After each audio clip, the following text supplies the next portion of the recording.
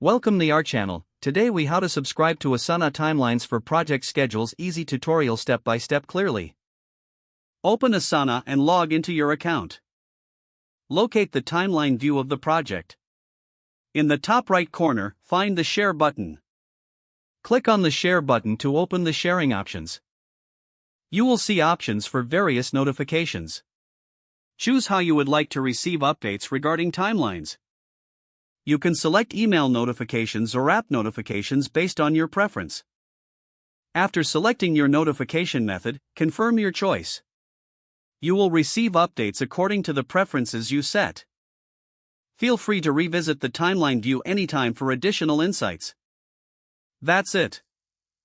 You're now set up to stay informed about your project timelines in Asana. If the page does not load, refresh the browser or try again in a private or incognito window. Make sure you are using the correct email address, then retype it carefully to avoid small typos. If your password is not accepted, use the reset option and create a new strong password you can remember. Check your spam folder for verification or security emails, then complete any requested confirmation steps. Enable two-factor authentication if available to improve account security and reduce unauthorized access risk. After signing in, review your profile details so your contact information and settings are accurate and current. If you see an error message, note it down and try again after restarting your device and internet connection. Log out when you finish, especially on shared devices, to keep your account and payment information secure. If the page does not load, refresh the browser or try again in a private or incognito window.